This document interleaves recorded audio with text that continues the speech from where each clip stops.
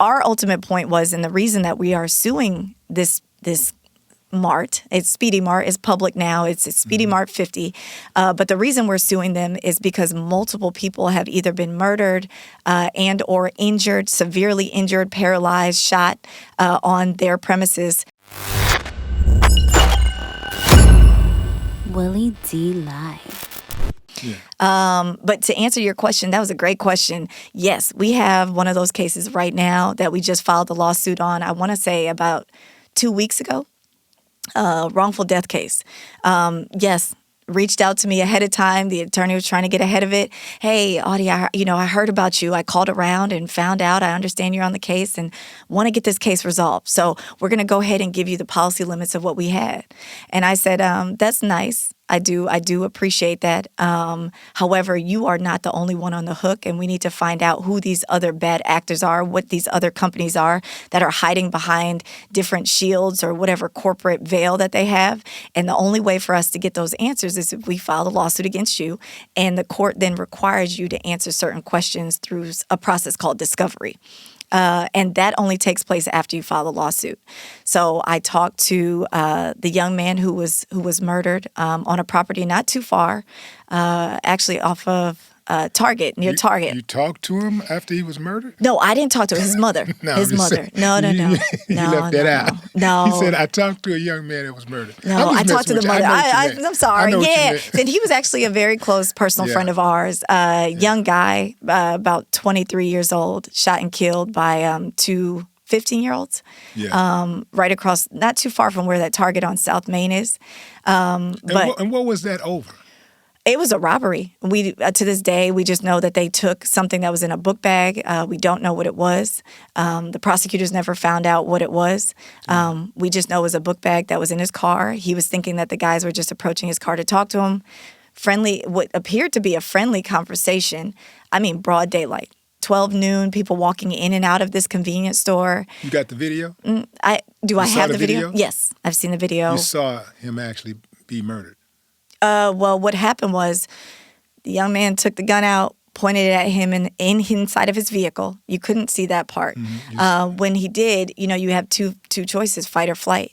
This young man decided to fight. I think he believed that was his only option when you have a gun pointed in your face. And he did. You could see his car move forward as if he had his foot just on the brakes. He put the car in park, pushed the door open, pushed the young man back behind another car.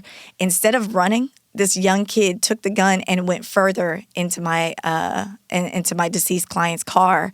At that time, the young man got out of his vehicle and tried to wrestle the gun away. You see them spin behind a van, and it just so happened that van blocked the sight of the video. And one bullet was all it took.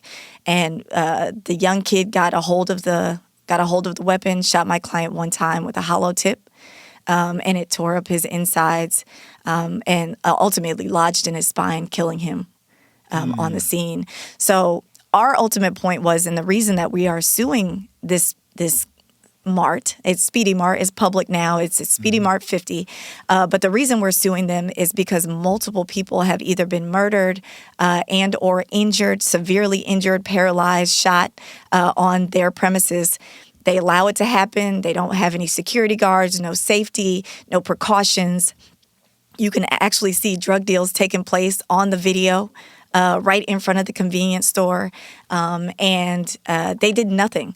They did nothing to dissolve these issues before my client was ultimately murdered, and so that's why we're holding them and everybody else that's responsible.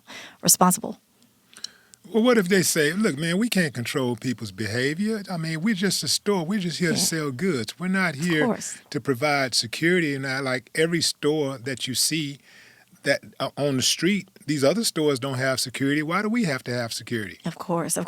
So that is great, but in the United States of America, when you're able to get money from a customer, and even when you're not able to get money from a customer, even if it's nonprofit, you owe a duty under the law to make sure that the public is safe when they enter your premises.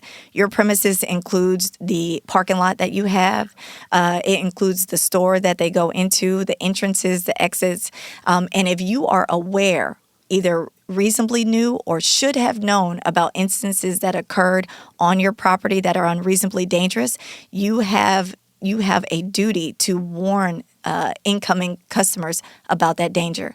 And so it's our position that they knew that this was a very dangerous environment. They knew that their premises was extremely dangerous. They were actually aware of what was taking place right in front of the store, which is part of their premises. So essentially the law says in exchange for getting money and being able to accept money from these customers, you have a duty to keep them safe when they come on your property. Yeah. So that's nice, but that argument, I don't believe is not going to hold up.